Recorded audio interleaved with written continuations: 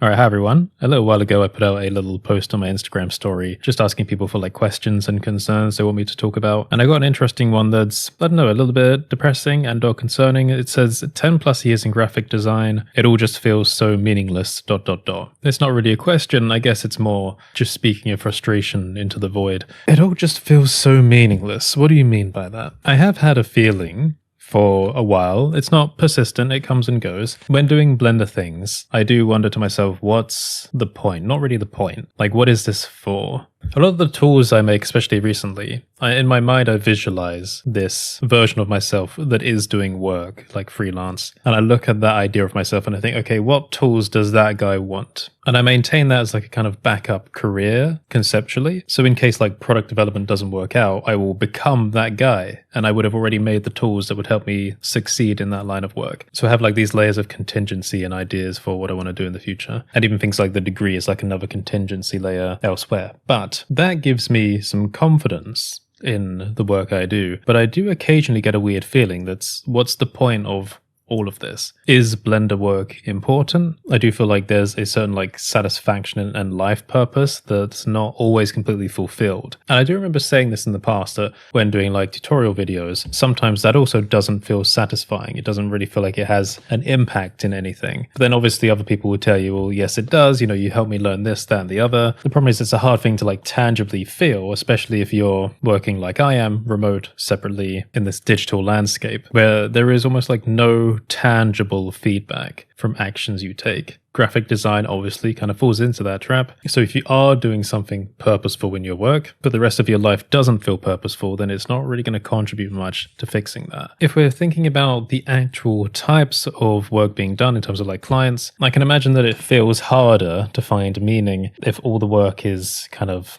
what's the word I'm looking for? Not cheap, but if I'm doing like product visualization for vaping pens compared to scientific visualization where I'm demonstrating to people how interferon triggers the release of antiviral proteins and stuff like that. One of these things instinctively feels like it has a more important purpose. And actually these two examples are kind of interesting because they're almost like on opposite ends of a health spectrum, where one of them is not necessarily very healthy and one is, or rather it educates people that are concerned with health. So I find that even if the skill set is relatively similar and you're still in the same environment, you're working, you're doing graphic design, the types of clients you're doing things for probably contribute something towards your sense of purpose in the work you're doing. And because of that, what I would say is, and this is a privilege if you already have like a collection of clients, because not everyone has clients. I don't have clients at the moment because like I said earlier, I'm not the active freelance guy at the moment. I'm this step to the side of a product guy, but I maintain like the right to become that guy whenever I want. But if you have the freedom of choice with clients and you're feeling a lack of purpose, consider trying to find more meaning in the clients you choose. If 3D or graphic design for the sake of doing it is not meaningful, try to connect the work you're doing with something that actually does provide meaning in life. That's why for me, I'm going for the science visualization example, because that does give me meaning. This picture, by the way, if you don't know, this is one of the first neutrophils I found in my own blood, which was like a massive milestone for me in like self-studies. And I love this one because it looks like a little alien fetus. But maybe that's not what you were talking about, unspecified person who left the comment, because obviously in a more existential sense, meaning maybe more related like the AI situation, which is probably more likely. What's the point of doing the work? AI tools are here, it's compressing down, it's casting a long shadow over all of our dreams in the graphic space. Well, I've done a video on AI before, or maybe a couple of videos.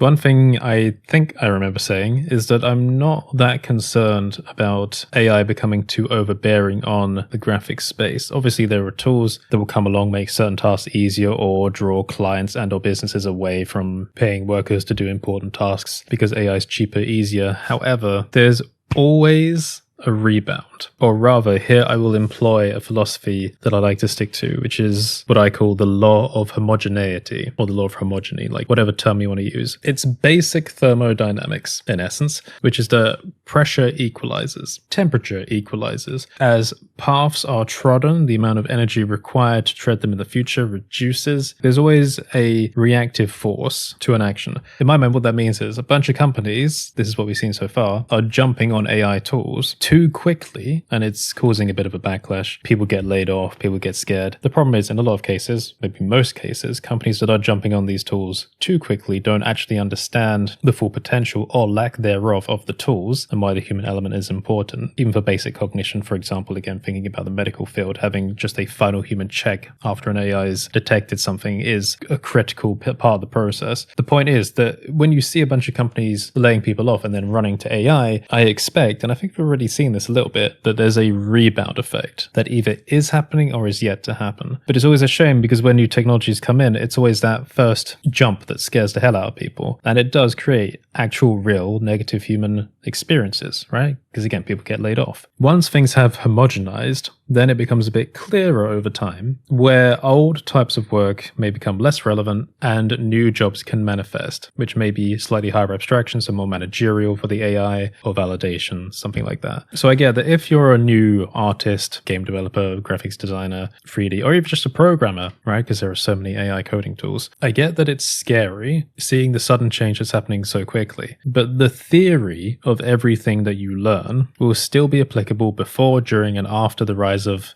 AI tools. Maybe it's the case that you won't be doing exactly the same thing today as you will be in 10 years in terms of like the specific tools, but the general theory, your design principles, your composition, your attitude, how graphics is useful in the day-to-day life of people going about their lives, all of that is still relevant. So my advice there would be just maintain an open mind in how you may need to sidestep. It doesn't mean completely cancel your career plans. It means just be ready to step in a slightly different direction with the principles that you've already learned. Anyway, sorry if that was a little bit up in the air. I haven't actually done a discussion video like this in a while. I'm sorry I haven't done one in a while because I know they resonate with quite a lot of people. I actually got put off from doing discussion videos just because when I did my last AI one, I came away like after absorbing reactions, not just from YouTube, but like from everywhere, feeling like people weren't actually interested in discussing it. I suppose that's the problem with like being so involved in the social media space, is that sometimes it's hard not to let the emotions of other people impact you. So if you're just like reading a ton of angsty takes about things all the time, then it's going to drain on you as well. So I almost just want to send a message to the world saying, hey, look, just calm down and focus. You're more in control than you think you are. And chances are you have the ability to affect change more than you think you do. But anyway, if you made it to the end of this video, put some kind of pen related emoji in the comments. Since we're talking about graphic design, it's good to go back to roots. If you put that in the comments, I'll see if you did make it this far. You can check out my Blender tools, go to saltoonline/store, and sign up to my Patreon if you want to support. Otherwise, have a great day, everyone. Stay safe, and let me know if there's anything else you want me to talk about. I'll see you next time.